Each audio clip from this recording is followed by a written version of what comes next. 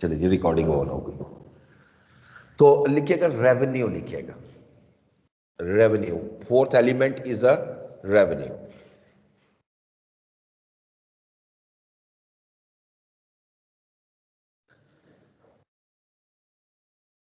लिखें जी, the gross amount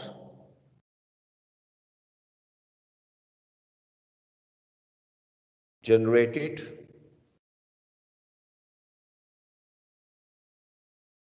from principal activities of business. Principal activities of business. Principal activities को हम main activities भी कहते हैं। देखिए, हर बिजनेस की डिफरेंट एक्टिविटीज होती हैं और उन एक्टिविटीज, वो उनकी मेन एक्टिविटीज हैं, और उन एक्टिविटीज को परफॉर्म करके वो जो अमाउंट जनरेट करेगा, this is known as revenue. एक चीज याद रखनी है कि revenue should not be mixed with profit. Profit is something else. बस मैं सिंपल एग्जांपल देता हूं कि आप एक चीज बाय करते हो 50 रुपीज में और सेल करते हो 70 रुपीज में। इसमें प्रॉफिट कितना हुआ? 20, लेकिन रेवेन्यू कितना हुआ? 70। Even revenue does not mean profit. It in case of loss भी रेवेन्यू हो सकता है। मतलब मैंने 50 रुपीज में गुड्स खरीदी, 40 रुपीज में बेच दी, तो लॉस हो रहा है ना, लेकिन फिर भी मैं कहूंगा रेवेन्यू। जी, रेवेन्यू ग्रॉस, ग्रॉस का वर्ड इसलिए लिखा है without deducting anything. Gross amount generated from main और प्रिंसिपल एक्टिविटीज ऑफ बिजनेस। कोई भी आप बिजनेस स्टार्ट करते हो, उसकी मुख्तलिफ एक्टिविटीज होती हैं जहां से वो रेवेन्यू जनरेट करता है, अमाउंट जनरेट करता है, उसी को हम नाम देते हैं revenue. For example, trading business में रेवेन्यू क्या होगा? ट्रेडिंग बिजनेस में सेल्स, उसने तो सेल ही करनी है ना, गुड्स खरीदनी और बेचनी, तो उसका तो रेवेन्यू सेल्स हो गया एक ही। लेकिन कुछ बिजनेस है जिसमें मल्टीपल होते हैं, एक नहीं होते। Take the case of a hospital. आपने हॉस्पिटल ओपन किया प्राइवेट बिजनेस, प्रॉफिट कमाने के लिए। गवर्नमेंट हॉस्पिटल की बात नहीं कर रहा, वो नॉट एनपीओ में आते हैं, नॉट फॉर प्रॉफिट में आते हैं। अब मुझे बताओ हॉस्पिटल में कौन कौन से रेवेन्यू है? Indoor patient fee, outdoor patient fee, anaesthesia fee, operation fee, laboratory fee and so on. एक नहीं तो एक, कई बिजनेस ऐसे होते हैं जहां एक से ज्यादा प्रिंसिपल एक्टिविटीज होती हैं। ये सारी मेन एक्टिविटीज हैं। डिफरेंट किस्म के पेशेंट आएंगे ना, हो सकता है किसी को एक्सरे की जरूरत हो, किसी को लेबोरेटरी की जरूरत हो, किसी को इंडोर एडमिट करना पड़े, कुछ आउटडोर आए, तो ये तो सारी एक्टिविटीज परफॉर्म हो रही हैं और ये सारी की सारी मेन एक्टिविटीज हैं। लेकिन यहां पर एक याद रखना है कि रेवेन्यू में सिर्फ प्रिंसिपल एक्टिविटी है। सम टाइम हम ग्रॉस अमाउंट जनरेट करते हैं कुछ ऐसी एक्टिविटीज से जो मेन एक्टिविटीज नहीं होती, प्रिंसिपल एक्टिविटी नहीं होती, तो उसको हम 5 एलिमेंट में तो रेवेन्यू कह सकते हैं, लेकिन इसको हम अदर इनकम भी कहते हैं। आगे जाके हम पढ़ेंगे इसको अदर इनकम कहते हैं, यानी इसको फर्दर दो हिस्सों में स्प्लिट कर देते हैं। अभी आप बेशक एक में ही डालोगे। मिसाल के तौर पे हॉस्पिटल्स के अंदर जो है वो आपकी जो शाम के टाइम कह लो या एक दिन खत्म होता है, तो कुछ डिस्पोजेबल आइटम जो हैं वो वेस्ट वेस्ट कह लो, वो इकट्ठी होती है, जो सेल होती हैं, बाकायदा वो सेल होती हैं। ठीक है, अब वो जो अमाउंट जनरेट कर रहे हो वहां से, वो मेन एक्टिविटी नहीं है आपकी बिजनेस की। वहां से जो जनरेट करोगे वो अदर इनकम कराएगी। लेकिन अभी 5 एलिमेंट में मैं रेवेन्यू ही लिखूंगा, आगे जाकर हम इसको अदर इनकम ट्रीट करेंगे। Take the case of a school और कॉलेज। आप किसी कॉलेज में एडमिशन लेते हो, admission fee is the main activity, tuition fee is the main activity. जो आप ये सारा रेवेन्यू जनरेट कर रहे हो, ये रेवेन्यू है। इसी तरीके से फिर आपको पता है स्कूल्स में तो कॉलेज में स्कूल फंड और फलां फंड और पता नहीं कितनी लिस्ट बनी होती है, वो सारे के सारे रेवेन्यू है। लेकिन अगर वो आपसे लेट आने पर फाइन लेते हैं, लेट फी पे करने पर फाइन लेते हैं, ये मेन एक्टिविटी नहीं है, क्योंकि उनका मकसद लोन देखा जाए तो वो नहीं है, वो एक पेनलाइज किया गया है कि आपने लेट हुए तो आप ये करें, अदरवाइज वो मेन एक्टिविटी नहीं है।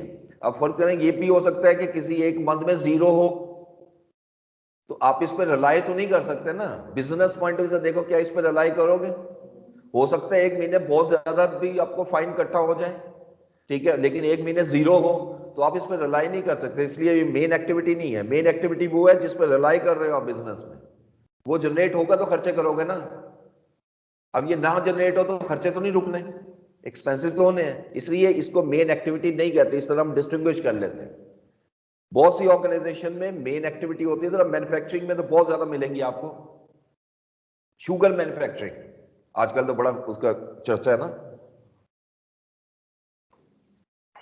पता नहीं आपने फैक्ट्री विजिट की हुई है कि नहीं, तो मैंने बहुत सी फैक्ट्रीज विजिट की हुई हैं सीखने के लिए।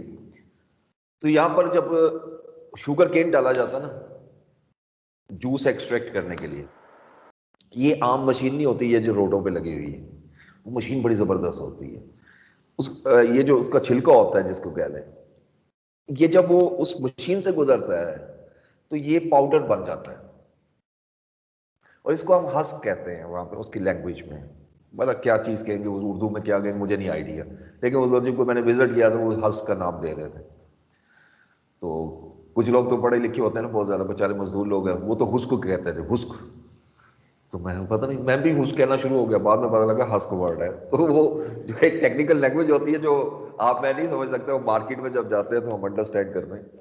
तो वो बेसिकली वो रॉ मटेरियल बन जाता है फर्टिलाइजर इंडस्ट्री के, one of the raw material, not all, उस पर सारा डिपेंड नहीं करते। तो वो उसके लिए उसको हम अदर इनकम कहेंगे, वो मेन नहीं है, क्योंकि अगेन उससे जो रेवेन्यू जनरेट हो रहा है वो खर्चे नहीं निकाल सकते, वो तो एक उसके लिए वेस्ट है। हाँ जी, एग्जैक्टली, उसके लिए जो मेन सोर्स है वो शुगर है। तो इस तरह मैन्युफैक्चरिंग में बहुत सी चीजें मिलती हैं, बहुत सी ऐसी चीजें मिलती हैं जहां वेस्ट तैयार होती है, और अगर वो वेस्ट सेल होती है वो अदर इनकम, ठीक है। तो दिस इज नॉन रेवेन्यू। अब ये मैंने जितने हेड बोले यही एग्जांपल है, sales, tuition fee, even hotel business में, ठीक है। तो होटल बिजनेस में जो आपकी मील है, फूड चार्जेस जो आप लेते हैं फूड के, वो भी आपका रेवेन्यू है। फिर जो आप स्टे करते हैं वहां पर, रूम चार्जेस, रूम फी, वो भी आपका वही है, वो मेन सोर्स है, ठीक है। लेकिन जो टिप है वो मेन सोर्स नहीं है। अच्छा, वैसे तो टिप नॉर्मली ट्रेंड पाकिस्तान में तो ये है ना कि उसी पर्सन की होती है जो सर्विस दे रहा होता है, लेकिन इंटरनेशनली ऐसा नहीं होता।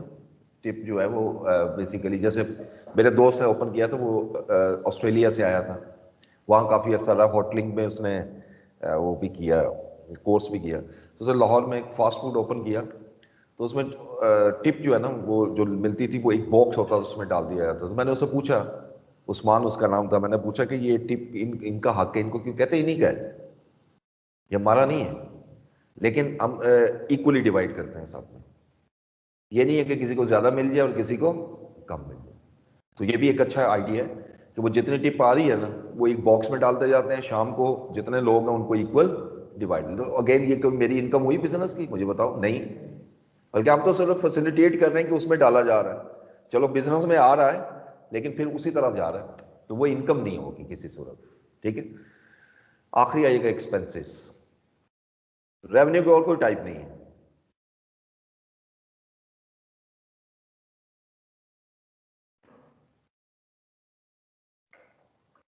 लिखिए,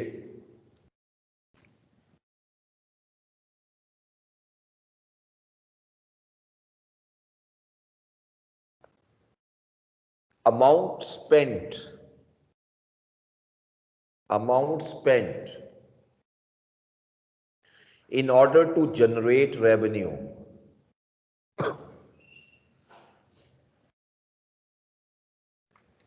in order to generate revenue directly or indirectly.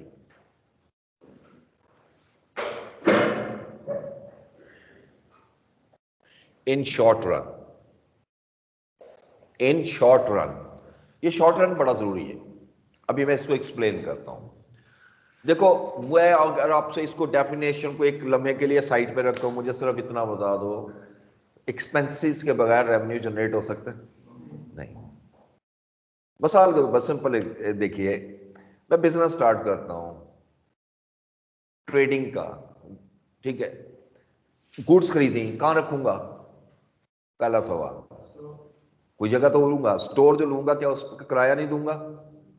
या शॉप बनाऊंगा, शॉप पे खर्चा नहीं होगा, बिजली का बिल नहीं होगा, बाकी जो एम्प्लॉइज रखे हैं उनका खर्चा नहीं होगा। अगर ये खर्चा नहीं करूंगा, रेवेन्यू कहां से जनरेट करूंगा? हमेशा पहले एक्सपेंसेस किए जाते हैं, फिर उसके अगेंस्ट रेवेन्यू जनरेट शुरू होता है। अच्छा, अब डायरेक्टली और इनडायरेक्टली, ये बड़ा इंटरेस्टिंग है। बिजली का बिल कौन सा रेवेन्यू जनरेट करके दे रहा है?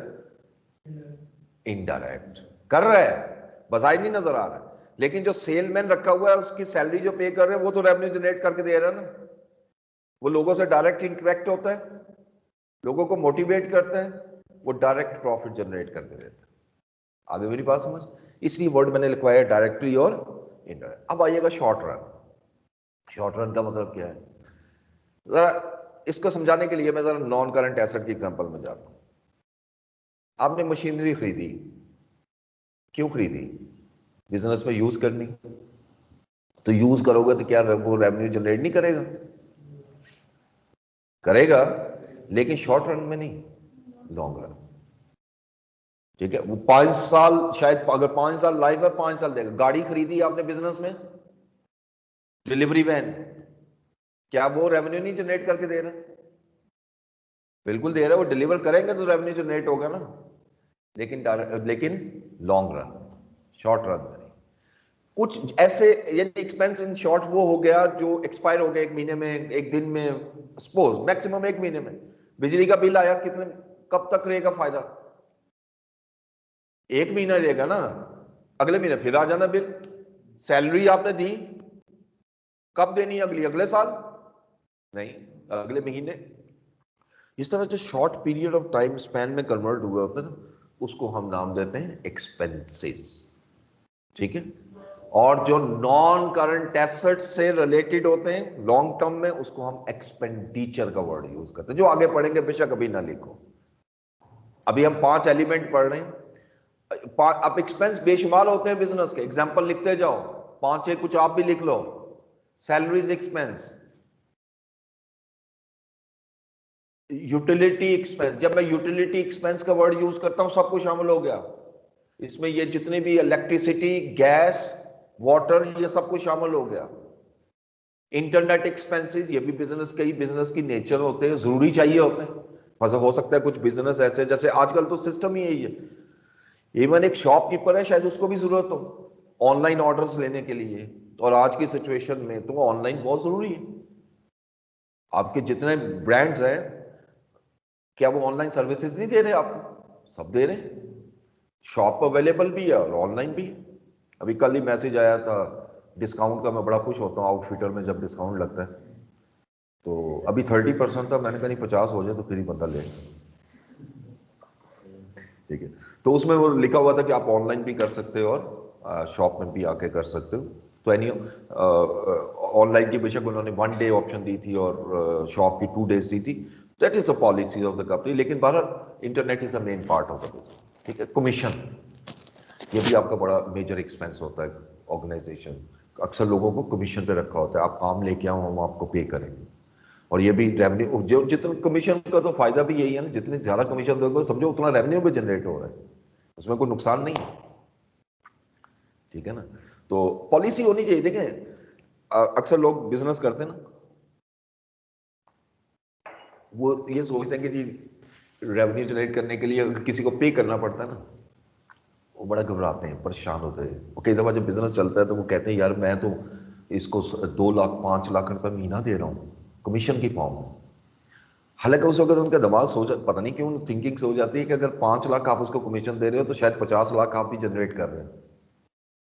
तो कमीशन डायरेक्टली रिलेट करती है रेवेन्यू से, और आप फिक्स परसेंटेज होती है, बस अगर मैं 2% दे रहा हूँ 3% दे रहा हूँ तो इट्स ओके। ठीक है, तो ये डिपेंड करता है। अब हम देखें, हम तो 20% देते हैं, मैं कहता हूँ लाओ बिजनेस 20% लो, और लाते हैं लोग।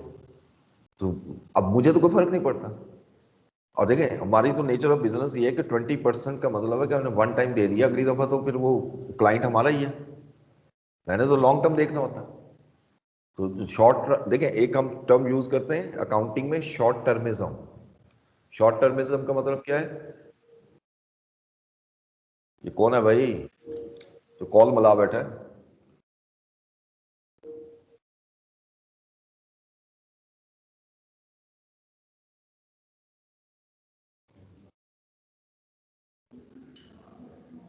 इसको मत छेड़ा करो, इस पे एक्सपेरिमेंट मत करो भाई, ये टीम है।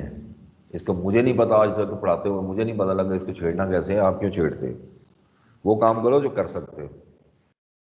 वो असल में कहीं हाथ हुथ लग जाता ना तो नया ही काम शुरू हो जाता। तो एनी एक्सपेंसेस में मैंने कुछ लिस्ट लिखवाई, कमीशन भी लिखवाई, इस तरह डिस्काउंट होता है। ठीक है, डिस्काउंट भी आपके बिजनेस का, ये वो एक्सपेंसेस अभी मैं बोल रहा हूँ जो बहुत ज्यादा होते हैं, हर बिजनेस में डिफरेंट भी हो सकते हैं। ठीक है, फिर आपके प्रिंटिंग एंड स्टेशनरी का एक्सपेंस होता है, ये हर बिजनेस में आपको मिलेगा। ठीक है, फिर इस तरह पोस्टेज एंड टेलीग्राम, ये पूरा हेड होता है, पोस्टेज, कोरियर चार्जेस कह लो, तो ये हर बिजनेस में तकरीबन होते हैं, डेली बेसिस पे आप कोरियर कर रहे होते हो। ठीक है, ये वो रेगुलर। अच्छा, फिर एक हम हेड यूज करते हैं मिसलेनियस एक्सपेंस। मिसलेनियस क्या होते हैं? छोटे छोटे खर्चे नहीं होते, कभी फोटोकॉपी करा दी, किसी को कोई आया शॉप पे तो उसको कुछ पैसे डोनेशन, जिसको चैरिटी कह लो, वो दे दी। ये सब छोटे छोटे खर्चे जो है उसके लिए हेड नहीं खोलते हम, तो उसके लिए हम मिसलेनियस अकाउंट में डालते जाते हैं, छोटे छोटे खर्चे। ठीक है, फिर रिफ्रेशमेंट, ये मेन हेड होता है आपका। रिफ्रेशमेंट, एंटरटेनमेंट, कोई भी नाम लिख सकते हैं इसमें। ठीक है, तो ये हेड ऑफ अकाउंट आप सीखोगे थोड़ा सा आगे जाकर, ये अभी आप को मैंने एग्जांपल लगाई है। अच्छा, आज मैंने आपके साथ 5 एलिमेंट कंप्लीट किया है, पर इसके बाद जो काम करने लगा हूं बड़ा जरूरी है। ठीक है Excuse me, sir. जी। सर डायरेक्टली और इनडायरेक्टली को दोबारा बता दें काइंडली। डायरेक्टली, डायरेक्टली का मतलब यहाँ पर ये है। अच्छा, एक चीज फर्दर ऐड कर दूं, डायरेक्ट एक्सपेंस और इनडायरेक्ट एक्सपेंस में फर्क होता है, मैं वो बात नहीं कर रहा।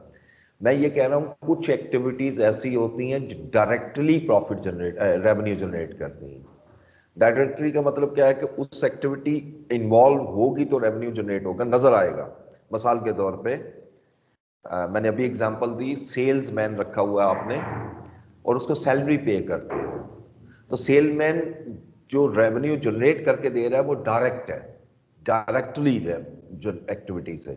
और इनडायरेक्ट मैंने अभी एग्जांपल दी, बिजली है, टेलीफोन है, ये कौन सा डायरेक्ट जनरेट करके दे रहा है? लेकिन इलेक्ट्रिसिटी नहीं होगी तो ऑब्वियसली, अगर शॉप है मेरी और इलेक्ट्रिसिटी नहीं है तो लोग कैसे देखेंगे? लोग अंदर भी नहीं दाखिल होंगे। कुछ चीजें ऐसी होती हैं जो वाइटल होती हैं, जरूरी होती हैं किसी बिजनेस को चलाने के लिए, लेकिन वो हमें ऐसा नजर आ रहा है कि ये हमें एक्सपेंस जनरेट करके नहीं, रेवेन्यू जनरेट करके नहीं दे रही है, ऐसा नहीं है, वो कर रही हो, उनका उसमें हिस्सा होता है, उसको इनडायरेक्टली कहते हैं। Okay sir. जी, ले जी, अब इसके बाद चलते हैं।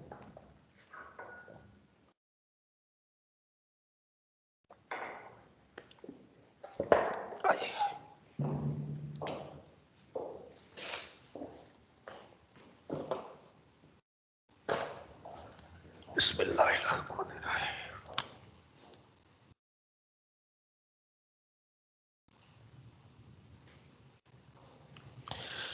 अच्छा जी, अब हम 5 एलिमेंट तो डिस्कस कर चुके हैं, अब उसी की तरफ आएंगे कि how to record the business transaction, ये वही चल रहा है, उसमें हमने पहले एलिमेंट ऑफ अकाउंट डिस्कस कर लिए। अब आगे बढ़ने से पहले 2 अकाउंटिंग कॉन्सेप्ट बड़े जरूरी है यहाँ पर, ये अकाउंटिंग कॉन्सेप्ट्स हैं और इस पे क्वेश्चन बहुत दफा पेपर में आए हैं। अच्छा, थोरेटिकली भी आया है, ऑब्जेक्टिव में भी आया है। थोरेटिकली किस तरह आता है कि वो कहते हैं बताओ ये क्या है, डिफाइन करो। थोरेटिक और ऑब्जेक्टिव में कैसे आता है, वो एक स्टेटमेंट लिखता है, कहता है बताओ ये कौन सा अकाउंटिंग कॉन्सेप्ट है। अब वो डेफिनेशन नहीं उठा रहा, वो ट्रांजैक्शन बता रहा है, आपने देखना है ये किस पे लिंक करता है, तो इसको बहुत केयरफुली समझना है। पहला कॉन्सेप्ट लिखो, business entity concept.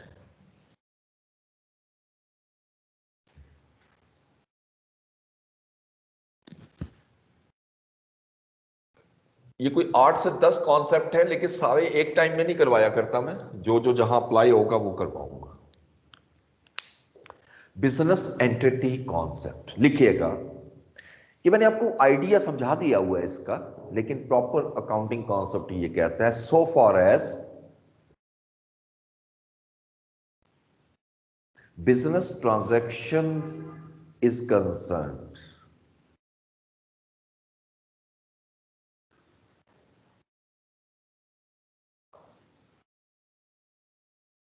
business and businessmen, business and businessmen, sir ji जी विजय सर रिपीट कर दें पार्ट्स। जी, शुरू से बोल देता हूं। So far as business transaction is concerned,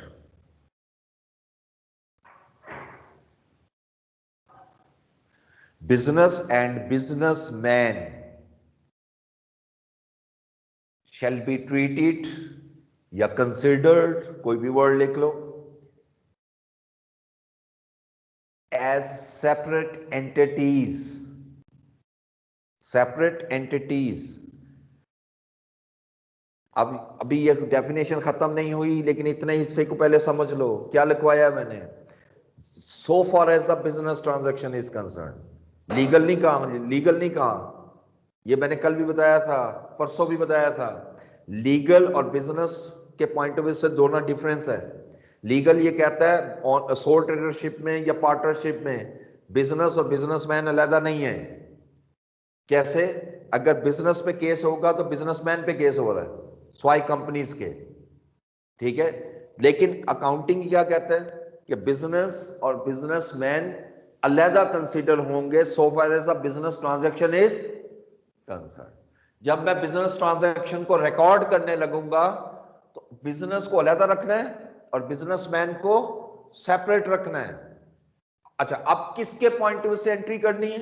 हमने किसके पॉइंट ऑफ व्यू से थिंक करना है, बिजनेसमैन या बिजनेस? बिजनेस। तो आगे लिखिए, we should record the transaction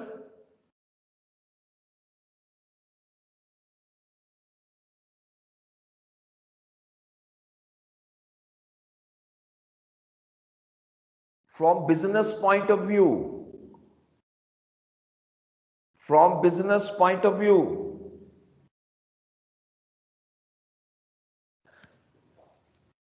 ये बड़ी इंपॉर्टेंट चीज है। देखो, जैसे मैं आपको बताता हूं ये क्यों जरूरी है। मिस्टर ए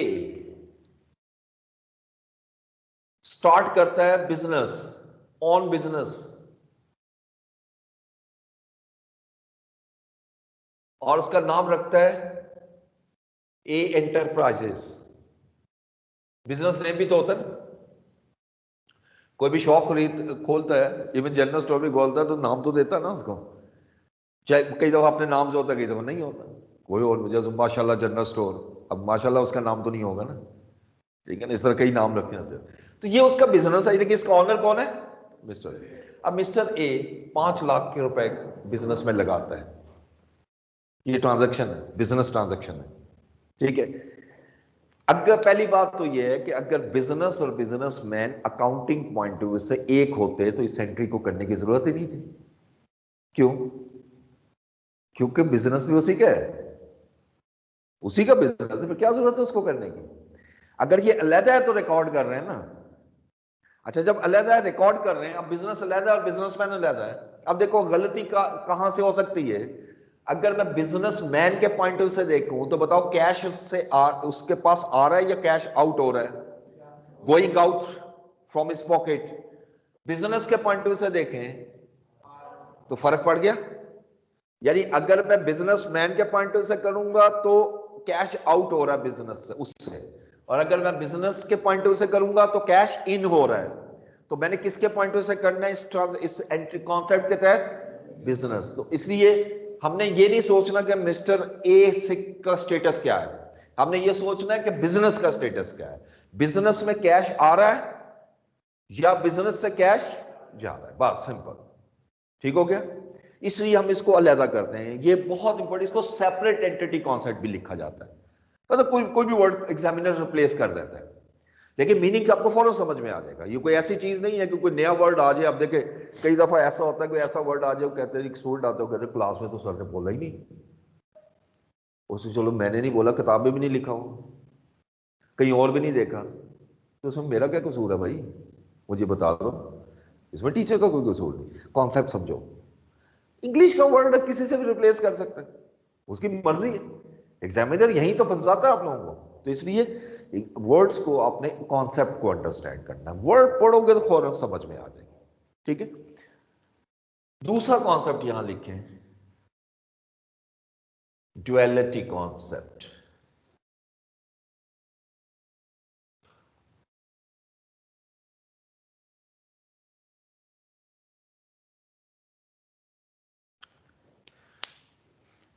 लिखें, फॉर ईच ट्रांजैक्शन, और यहां जो अब मैं ट्रांजैक्शन का वर्ड कर रहा हूं ऑब्वियसली वो बिजनेस ही है ना, तो इसलिए जगह जगह ना भी लिखें कोई मसला नहीं है। For each transaction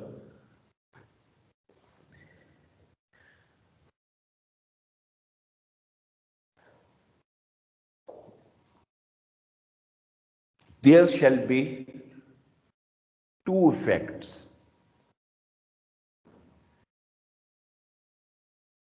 One is debit, two effects. One is debit and other is credit. One is debit and other is credit. अभी हम इसको मैं अभी डिस्कस नहीं कर रही, आगे जाके करना है डेबिट क्या होता है और क्रेडिट क्या होता है, ये तो पूरा रूल है इसका। ठीक है, इसके बाद वही पढ़ेंगे। लेकिन वो कहता है कोई भी ट्रांजैक्शन उठाओ ना, उसका एक इफेक्ट नहीं होगा, उसके टू इफेक्ट्स होंगे। एक इफेक्ट डेबिट इफेक्ट होता है और एक इफेक्ट क्रेडिट इफेक्ट होता है। यहां क्रेडिट का मतलब उधार नहीं है, वो क्रेडिट जो पहले वर्ड में यूज करता हूं, क्रेडिट परचेज, क्रेडिट सेल, वो इंग्लिश का वर्ड है, ये अकाउंटिंग का वर्ड है। स्पेलिंग भी एक ही है, क्योंकि मैंने पहले भी बताया था accounting is also a language, तो इसके अपने मीनिंग है। अब यही क्रेडिट इंग्लिश में पढ़ोगे कोई और मीनिंग है, अकाउंटिंग में पढ़ोगे कोई और मीनिंग है। तो पहला जो मैंने वर्ड क्रेडिट यूज किया था वो इंग्लिश के कॉन्टेक्स्ट में था, लेकिन अब डेबिट और क्रेडिट यूज कर रहा हूं तो ये अकाउंटिंग टर्मिनोलॉजी आ गई। ठीक है, तो पहली चीज तो है कि कोई भी ट्रांजैक्शन उठाओ उसके दो इफेक्ट होंगे, एक नहीं होगा। अभी आपने कहा यही वाली एग्जांपल लें, बिजनेस पॉइंट ऑफ से देखना है आपको, बिजनेस मैन डिसाइड हो गया नहीं, ए एंटरप्राइजेस के पास कैश आ रहा है, कहां से आ रहा है, सोर्स क्या है, मिस्टर ए से, यानी इसका मतलब मिस्टर ए ने सरमाया लगाया बिजनेस में, तो ए के लिए ये कैपिटल बन जाएगा, ए एंटरप्राइजेस के लिए ये कैपिटल होगा जो बिजनेस में लगाया गया। अब देखो लगाया तो कैश है, आप कह रहे कैश लगाया तो कैपिटल कहां से आ गया भाई, सोर्स उसका जो है वो भी तो लिखा जाएगा ना, अदरवाइज पूरे बिजनेस में कैश आता जाए जाता जाए पता ही नहीं है। मसलन कैश आया सेल से आया है, आप कस्टमर ने मतलब आपके पास आया, सेल किया आपने लिखा ही नहीं, तो प्रॉफिट कहां से निकालोगे, मुझे ये बता दो। कैश से तो प्रॉफिट नहीं निकलना, कैश तो ये बता रहा है इतना कैश में तो पड़ा है, प्रॉफिट और लॉस के लिए सोर्स का होना जरूरी है। इसलिए जब भी कोई ट्रांजैक्शन होती है आप देखोगे उसके दो इफेक्ट्स होंगे, टू इफेक्ट, एक इफेक्ट को हम नाम देंगे डेबिट और एक को क्रेडिट। अब देखना यह कि इसमें कौन सा डेबिट इफेक्ट है और कौन सा क्रेडिट, ये बात का मसला है, ये अभी तो खैर याद नहीं, इसके तो पूरा रूल होता है, 5 स्टेप होते हैं इसके, तब जाके डिसाइड होता है कि ये डेबिट है या क्रेडिट। लेकिन यहां पर ये भी बता दूं कि डेबिट को हम डिनोट करते हैं डीआर से, क्रेडिट को डिनोट करते हैं सीआर। एक बड़ा मासूमाना सवाल मैं किया करता हूं, क्रेडिट में सीआर जो लिखा जाता है वो तो सीआर नजर आ रहा है, डेबिट में डीआर जो लिखा हुआ है वो तो आर है ही नहीं। ठीक है ना, कहां है, नजर आ रहा है, डॉक्टर लिखते हैं ना हम वो डीआर, ये भी इसी तरह ही है डेबिट। एक्चुअली डेबिट और credit has been derived from another word, Latin word से, जब कोई भी वर्ड किसी से ड्राइव किया जाता है, इंग्लिश में पढ़ा है, डिराइव किया जाता है किसी भी और वर्ड से, तो क्या उसके मीनिंग वही होते हैं जो ओरिजिनल के होते हैं? नहीं, लेकिन रिजेम्बलेंस जरूर होगी। अब इस चीज से इनकार नहीं कर सकते। जब किसी वर्ड से एक नया वर्ड निकाला जाता है, ये तो रूल है, कोई भी लैंग्वेज हो, लैंग्वेज से एक वर्ड बनाया जाता है, उसका एग्जैक्ट मीनिंग वो नहीं होगा, एग्रीड, लेकिन उसके रिजेम्बलेंस जरूर होगी। रिजेम्बलेंस समझ गए हो ना? यानी कुछ ना कुछ उसका, उसके अगेंस्ट नहीं होगा, उसका कॉन्ट्रेरी नहीं होगा, उसके करीब तरीन होगा। ठीक है, इसलिए याद रखें डेबिट का वर्ड निकला है डेबियर से, लैटिन वर्ड है डेबियर। क्रेडिट का वर्ड निकला है क्रेडियर से। यहां पर जो डेबिट है ये डी आर है, इवन यहां पर क्रेडिट ये वाला आर नहीं है, ये वाला आर। ठीक है, तो डेबिट और क्रेडिट हम मुख्तसर यही लिखते हैं। अब इसके मीनिंग क्या है? ओरिजिनल मीनिंग डेबियर के इंग्लिश में ऑन, और क्रेडिट के मीनिंग, क्रेडियर के मीनिंग, नॉट क्रेडिट के, क्रेडियर के मीनिंग ओ। ये वर्ड आपने याद रखने हैं, क्योंकि जब मैं डेबिट और क्रेडिट को आगे जाके एक्सप्लेन करूंगा, आप देखोगे इससे बहुत करीब तरीन है, ऑन और ओ से करीब तरीन है, लेकिन एग्जैक्ट ऑन नहीं होगा, एग्जैक्ट ओ नहीं होगा। ठीक है, थोड़ा सा फर्क इसमें नजर आएगा, लेकिन रिजेम्बलेंस मौजूद मौजूद होगी। तो ये दूसरा कॉन्सेप्ट है ड्यूअलिटी कॉन्सेप्ट। ये आगे जाके भी मैंने करवाना है, अभी इसको थोड़ा सा हिस्सा इसका और एक्सप्लेन करना, वो यहां नहीं करूंगा मैं, तो यहां उसका फायदा नहीं। तीसरा लिखें money measurement concept.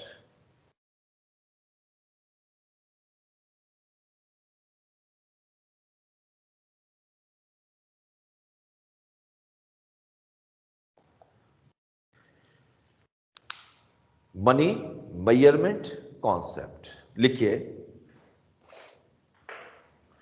only those transactions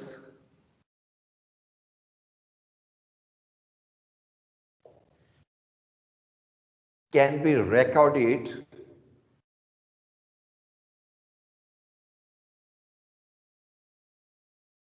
which can be measured in term of money, which can be measured in term of money.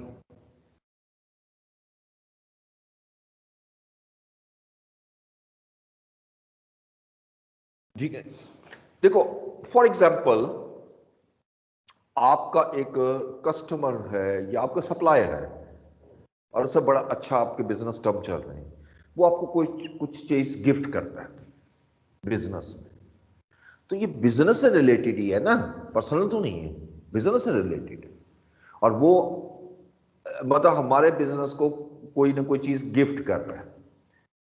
अब सवाल ये है कि ये बिजनेस ट्रांजैक्शन तो बन गई, लेकिन क्या मैं इसको बुक्स में रिकॉर्ड करूंगा? उसके लिए रूल ये कहता है कि if it can be measured in term of money, तो वो कई बहुत से ऐसे गिफ्ट्स होते हैं जो मनी में मेजर नहीं होते, बल्कि होते ही नहीं। डोनेशन और चीज है और गिफ्ट और चीज। इवन डोनेशन भी मिली है आपको, और डोनेशन अगर मशीन मिली है और मशीन की मार्केट एग्जिस्ट करती है, तो बिल्कुल मैं रिकॉर्ड करूंगा मनी मेजरमेंट कॉन्सेप्ट, कि उसको मनी में मेजर कर सकता हूं। ठीक है, और अगर मैं उसको ऐसी चीज मिली है जिसको मैं मनी में मेजर, ठीक है, कई दफा होता है एंटीक होते हैं, अब एंटीक की कोई प्राइस नहीं होती, ये याद रखना है कि उसकी प्राइस डिफर करती है, उसकी कोई रेगुलर प्राइस नहीं है मार्केट में, हर बंदा अपने शौक के मुताबिक पे करता है उसको, एंटीक का जो बेसिक कॉन्सेप्ट है। ठीक है, अब पुरानी चीजें हैं कई दफा मिलियंस ऑफ रुपीज में बिक जाती हैं, और कई कई चीजें हजारों में भी बिकती हैं, तो ये इसकी कोई प्राइस नहीं। सो इसको मनी में मेजर नहीं किया जा सकता। रिलायबली का भी वर्ड यूज करते हैं ना, कि ऐसा नहीं है कि वैल्यू तो मिल रही है लेकिन वो रिलायबल भी है या नहीं, रिलायबिलिटी नहीं होगी तो आप उसको रिकग्नाइज नहीं करोगे। ठीक है, this is known as money measurement concept. ठीक है जी,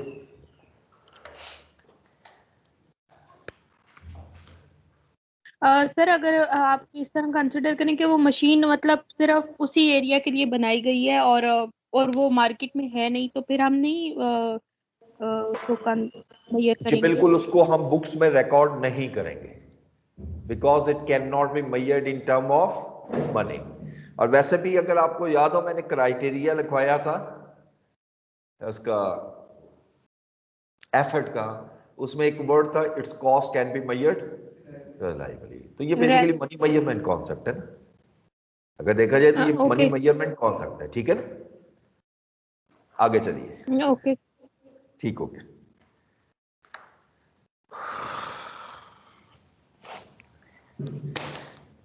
आय हाय हाय।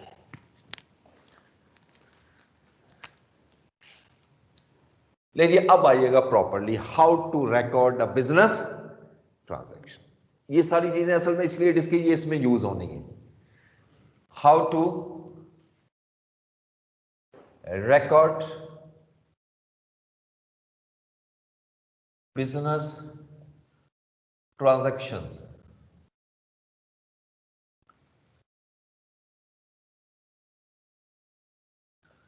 इनिशियली हम इसको 4 स्टेप में करेंगे, आहिस्ता आहिस्ता हमें ये स्टेप की जरूरत नहीं पड़ेगी, बिल्कुल खत्म हो जाएगी। अभी लिख के करना है, फिर आहिस्ता आहिस्ता लिखना छोड़ना है, थिंक करना है, फिर उसकी भी जरूरत नहीं पड़ेगी।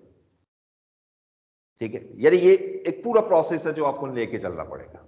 पहला स्टेप, जब भी कोई बिजनेस ट्रांजैक्शन आए, आप उसमें से आइडेंटिफाई करो हेड ऑफ अकाउंट्स, जिसको अकाउंट हेड्स भी कहते हैं। ये अकाउंट हेड्स क्या होते हैं? अकाउंट हेड्स क्या होते हैं? एसेट से मैंने शुरू किया, एसेट्स, फिर उसमें भी डिस्कस किया non current, current, liabilities, honours equity, revenue, expense. And पे मैं आपको एग्जांपल लिखवा रहा था, मतलब रेवेन्यू में आज ही डिस्कस किया sales, tuition fee, nature of business के हिसाब से। एक्सपेंसेस में कोई लिस्ट बनवाई, एसेट्स में मैंने बात की फर्नीचर, प्लांट वगैरह वगैरह, इक्विटी में कैपिटल, ड्राइंग्स, रिटेन प्रॉफिट, ये सारे अकाउंट हेड्स ही तो है। हाँ, अब आपको इनिशियल स्टेज में जो मेन मसला होगा वो यही आइडेंटिफाई करते हुए, ये मेन चीज होती है जहां प्रॉब्लम होती है स्टूडेंट को शुरू में।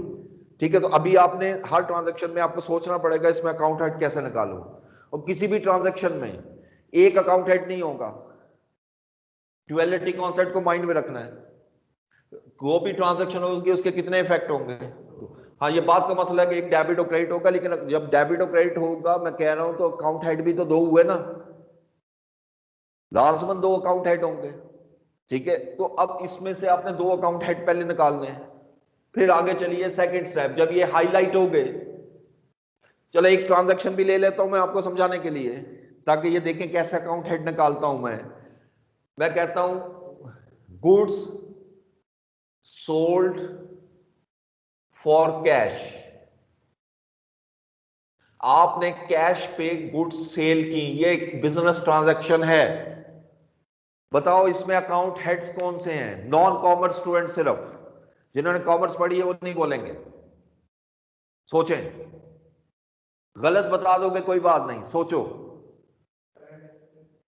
नहीं, वो तो आप तो फिर एलिमेंट की तरफ चले गए हो, मैं बात कर रहा हूं अकाउंट हेड्स की। एसेट भी आपका एलिमेंट है, 5 एलिमेंट पढ़ेंगे नहीं, asset, liabilities, honours equity, revenue, expense. यहां पे ये नहीं बताना, यहां गुड्स पर अकाउंट हेड बताना है। सर ट्रांजैक्शन में हेड सर क्या है जी? जी सेल्स हो गया तो वो रेवेन्यू हो जाएगा, और अगर गुड को हमने कैश में कन्वर्ट कर दिया तो वो non current asset I think.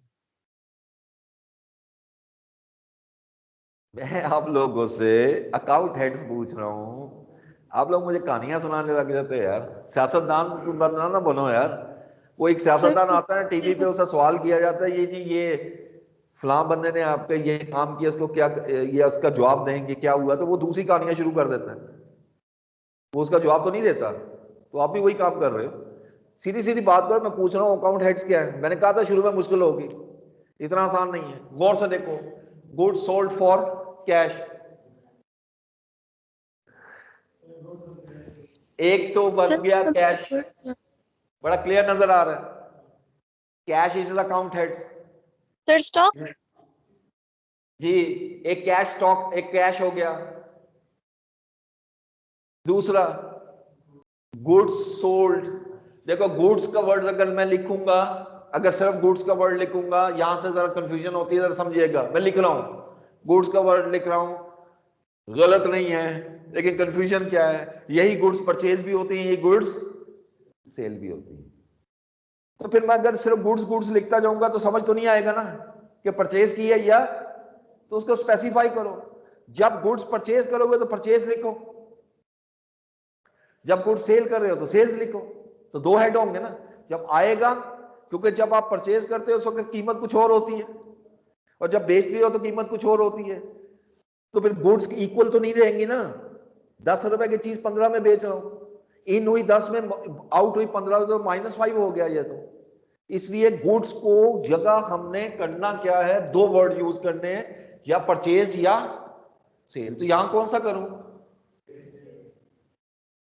ये दो अकाउंट हेड्स मेरे आइडेंटिफाई हो गए। ये पहला स्टेप था। सेकंड स्टेप, सर ये मुझे नहीं समझ में आ रहा, head of account. Head of account वो तमाम एग्जाम्पल है जो मैंने आपको 5 एलिमेंट करवाए थे, उसके एंड पे डिस्कस की थी। आप लोग पढ़ा करो ना, जो मैंने एंड पे डिस्कस की थी। मतलब करंट एसेट में मैंने कहा था cash in hand, cash at bank, ये कैश, उसके बाद अकाउंट्स रिसीवेबल, स्टॉक, ये सारे करंट एसेट हैं, ये अकाउंट हेड ही तो हैं। फिर मैंने लाइबिलिटीज में डिस्कस किया था bank loan, bank overdraft, accounts payable, expense payable, other payable, tax payable, ये सारे अकाउंट हेड्स ही तो हैं। एसेट में डिस्कस किया था plant, machinery, land, building and so on, कई की है, गुडविल, पेटेंट राइट, कॉपीराइट, ये भी अकाउंट हेड्स हैं। फिर हमने डिस्कस किया था, आज ही किया, रेवेन्यू में सेल्स है, ट्यूशन फी है, होटल फी है, एनेस्थीसिया फी है, ये सारे आपके हेड ऑफ अकाउंट्स हैं। एक्सपेंसेस में इतनी लंबी लिस्ट है। कुछ मैंने डिस्कस किए थे, यूटिलिटी, सैलरीज, कमीशन, डिस्काउंट वगैरह वगैरह, ये सारे अकाउंट हेड्स हैं। अकाउंट हेड वो है जो कि जहां से आपने अकाउंटिंग में रिकॉर्ड करना है, ये बहुत जरूरी होते हैं। तो लिहाजा यहां गौर से देखो, goods sold for cash, business में आपने चीजें सेल की हैं, एक तो ऑब्वियसली कैश है जो इन्वॉल्व हो रहा है इस ट्रांजैक्शन में, और दूसरा गुड्स इन्वॉल्व हो रही है, गुड्स जा रही हैं, कैश आ रहा है। तो एक तो हेड गुड्स बन गया, लेकिन मैंने अभी कहा कि गुड्स को स्पेसिफाई करना है, गुड्स बाय की हैं या सेल की हैं। तो सेल की हैं तो मैं सेल का वर्ड लिखूंगा, और जहां तक कैश का ताल्लुक है वो क्लियर है। तो ये इसको कहते हैं account heads. Once account heads are highlighted, identified, दूसरा स्टेप क्या है, state element of account, element of account for each account head.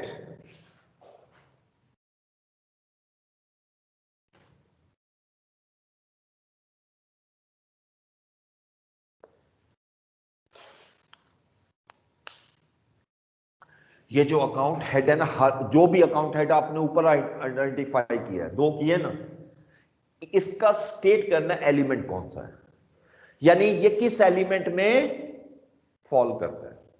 5 element पढ़े हुए हैं आपने, asset, liabilities, honours equity, revenue, expense. बताओ कैश क्या है, एसेट। तो अब मैं ये आगे लेता जाऊंगा ना दूसरा स्टेप पे, दो थे ना, कैश और सेल्स। कैश हमारा हो गया एसेट, बताओ सेल्स क्या है, रेवेन्यू। अकाउंट रिसीवेबल, नहीं, रेवेन्यू, अकाउंट रिसीवेबल कहां से आ गया, वो तो अकाउंट हेड है। एलिमेंट, अल्लाह के बंदो ये गौर से देखो ना, थोड़ा सा थिंक करो। मैंने कहा है state element of account, element 5 हैं, asset, liabilities, honours equity, revenue, expense. तो अब देखो कैश किस में फॉल करता है, इन 5 में से किस में फॉल करता है? एसेट में से। सेल्स इन 5 में से किस में फॉल करता है? रेवेन्यू। जब ये 2 स्टेप हो गए, तीसरा और बहुत आसान, तीसरा बहुत आसान, third, identify movement of account heads.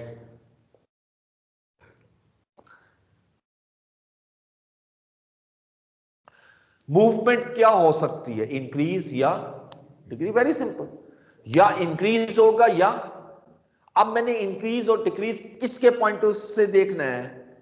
इस कॉन्सेप्ट को माइंड में रखना है, बिजनेसमैन के पॉइंट ऑफ से नहीं देखना, आपने बिजनेस के पॉइंट ऑफ से देखना है।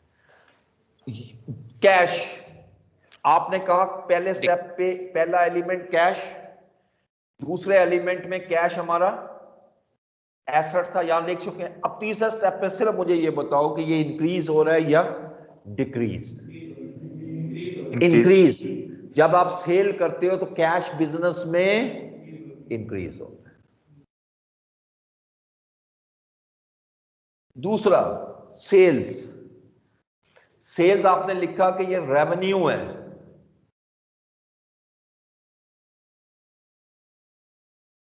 जब आप गुड्स सेल करते हो तो रेवेन्यू बढ़ता है या कम होता है? बढ़ेगा, सेल बढ़ेगी। अब एक कस्टमर आया, उसने गुड्स खरीदी आपसे, आपकी सेल बढ़ गई आज की, तो ये भी इंक्रीज हो रही है। ये जरूरी नहीं है कि एक इंक्रीज हो और एक, कई ट्रांजैक्शन में दोनों इंक्रीज भी आएंगे, कई ट्रांजैक्शन में दोनों डिक्रीज भी आएंगे, कई जगह ऐसा भी आएगा एक इंक्रीज हो रहा है और एक डिक्रीज, कोई मसला नहीं, याने दो। ये 3 स्टेप मैंने कराए हैं। आखिरी step, follow the rule of debit and credit. आखिरी स्टेप पे मैं फॉलो करूंगा rule of debit and credit. यकीनन मैं अभी नहीं कराऊंगा, आज नहीं कराऊंगा इसको, ये लंबा है, लेंथी है थोड़ा सा, पूरा रूल है डेबिट और क्रेडिट का। लेकिन आज आपने सिर्फ इतना करना है प्लीज, ये जितना मैंने एसेट से लेकर रेवेन्यू तक, एक्सपेंस तक करवाया, इसको अच्छी तरह रिवाइज करो। इसमें अकाउंट हेड्स को खास तौर पे पढ़ो। अच्छा, कई दफा अकाउंट हेड्स जो है ना, मैंने उसकी डेफिनेशंस भी लिखवाई हुई हैं, कुछ अकाउंट हेड्स की। इन्वेंट्री की मैंने आपको डेफिनेशन लिखवाई हुई है, मैंने आपको कैपिटल की लिखवाई है, ड्राइंग्स की लिखवाई है। ये कई दफा ट्रांजैक्शन में वर्ड नहीं लिखे होते हैं कि ये कैपिटल है या ड्राइंग्स है, बल्कि वर्डिंग से अंदाजा लगाना होता है डेफिनेशन, इसलिए इसको अच्छी तरह पढ़ो। जितना अच्छा पढ़ोगे उतना आसानी होगी अकाउंट हेड्स आइडेंटिफाई करते हैं। ये तो पहली ट्रांजैक्शन थी इसलिए बहुत मुश्किल हुई, आहिस्ता आहिस्ता ये डिफिकल्टी लेवल इंशाल्लाह कम होगा।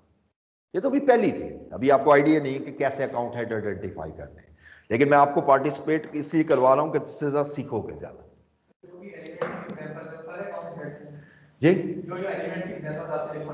जी जी, इसके अलावा भी हैं कई, ये नहीं है सिर्फ यही है, इसके अलावा भी है, लेकिन वो खुद ही आपको आइडिया होता जाएगा, उसमें मुझे लिखवाने की जरूरत नहीं है, वो तो नेचर ऑफ बिजनेस के हिसाब से चेंज होती रहती है।